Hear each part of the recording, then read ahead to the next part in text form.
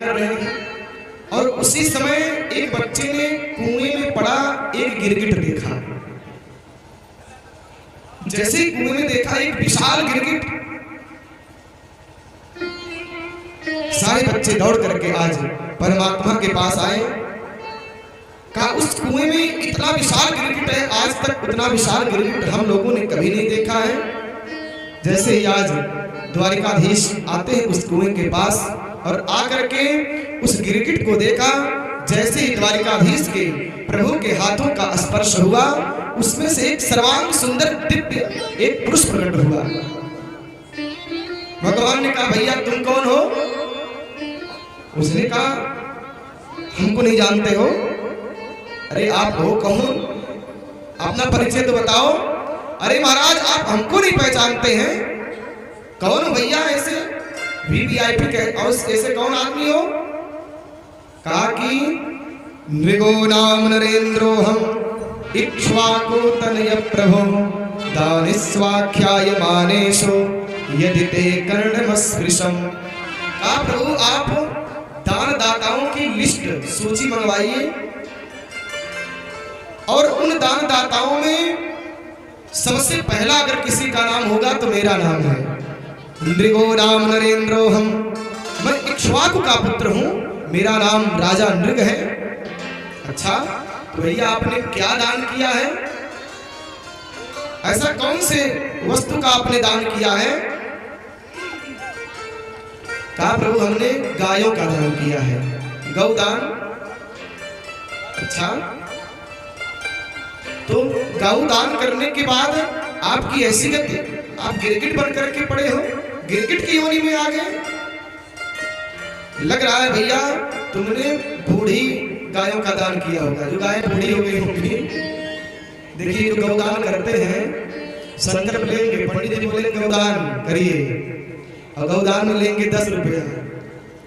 10 रुपया हम गाय पगाहोन मिले, जिसमें गाय बांधी जाएगी वो भी नहीं प्राप्त होगा।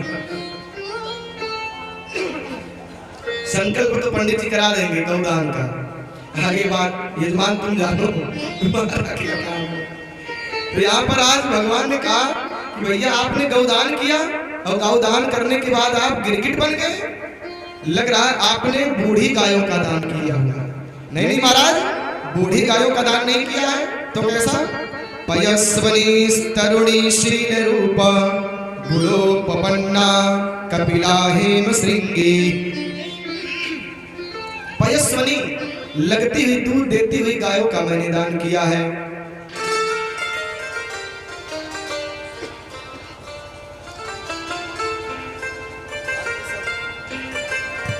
सबकल आजकल जो सिस्टम सब अंगूठे वाला है, अंगूठा लगाइए मोबाइल खुल जाएगा, अंगूठा लगाइए गेट खुल जाएगा। प्रेम से बोली भक्तवत्सल भगवान की। कहा लग रहा है तुमने बूढ़ी गायों का दान किया क्या? नहीं, पयस्वनी तरुणी शील रूपा प्रभु हमने दूध देती हुई गायों का और पयस्वनी तरुणी, तरुणी मतलब युवा गायों का मैंने दान किया है। अच्छा तो लग रहा है कि उसके जो सींग रहे होंगे बहुत अच्छे नहीं रहे होंगे, कोई बड़ा रहा होगा, कोई टूटा रहा होगा, इस प्रकार का सींग रहा होगा, सुशोभित नहीं लगती रही होगी गायों। काने नहीं, पयस्वनी तरुणी शील रूपा रूपवती गायों का मैंने दान किया था। अच्छा उन गायों के सींग को मैंने स्वर्ण से मड़वा करके और पैर को चांदी से मड़वा करके सुंदर अलंकृत करके वस्त्रों को आच्छादित करके वस्त्रों को पहना करके इस प्रकार से मैंने गायों का दान किया था। कितने गायों का दान किया था? महाराज एक तो पूछो ही मत, मैंने कितने गायों का दान किया था ये तो आप पूछो ही मत। अरे भैया 10 गाय 20 गाय का दान किया था। कहा 10-20 गाय नहीं महाराज, यावत्य सिकता भूमेर यावत्यादितारकाः यावत्यो वर्षधाराश्च तावतीन ददाम स्मगाः। कहा मैंने इतने गायों का दान किया कि मेरे द्वारा दान की गई गायों की संख्या कोई गिन ही नहीं सकता। एक दो बार नहीं, 10-20 गायों का नहीं, अरे तो कितने गायों का दान किया है?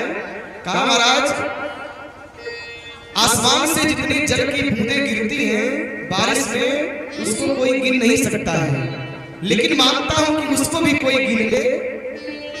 इस संसार में त्रिभुवन में जितने धूल के कण हैं, किसी को कहा जाए पूरे धूल के कण के गिन के बताओ, कोई गिन सकता है?